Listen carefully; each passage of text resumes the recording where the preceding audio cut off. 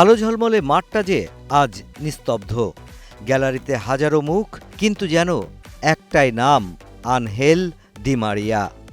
আর্জেন্টিনার ছোট্ট শহর রোজারিও থেকে উঠে আসা এই ফুটবল জাদুকর ইউরোপিয়ান ক্লাব ফুটবলে যাত্রা শুরু করেছিলেন বেনফিকার জার্সিতে। ঠিক সেখান থেকেই শেষ করলেন ইউরোপিয়ান ক্লাব ফুটবলের অধ্যায়।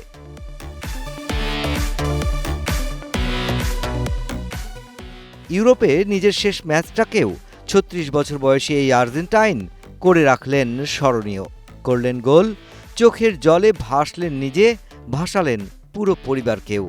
শেষ বাঁশি বাজার পরেই ক্যামেরায় ধরা পড়ল চোখের কোণে জল। ইউরোপের ক্লাব ফুটবলে এটাই যে ছিল তার শেষ উপস্থিতি।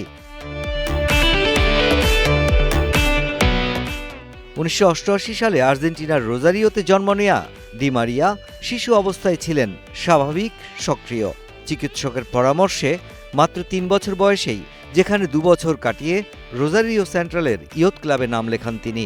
২০০৫ সালের ১৪ ডিসেম্বর এই ক্লাবের হয়েই প্রফেশনাল ক্যারিয়ার শুরু করেন আনহেল।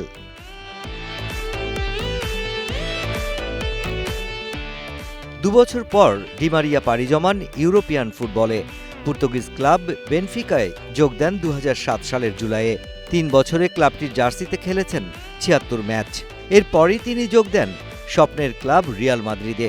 সেখানে ছিলেন ৪ বছর, খেলেছেন ১২৪ ম্যাচ। এই পুরো সময়টা ছিলেন ক্লাবের নির্ভরতার প্রতীক হয়ে।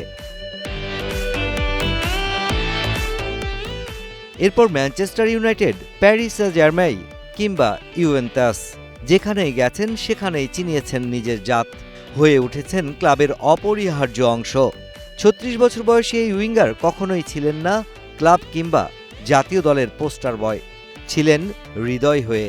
যখনই দলের প্রয়োজন হতো কোনো জাদুর, ডি মারিয়া সেই কাজটি করে গেছেন নীরবে, কিন্তু একদম নির্ভুলভাবে।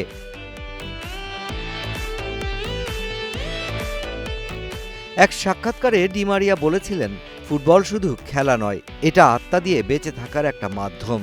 পুরো ক্যারিয়ার জুড়ে মাঠের ফুটবলে তিনি দেখিয়ে গেছেন তারই প্রতিফলন।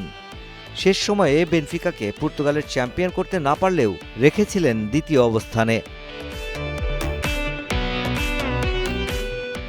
ইউরোপিয়ান ফুটবল থেকে বিদায় নিলেও এখনই ফুটবল ছাড়ছেন না ডি মারিয়া।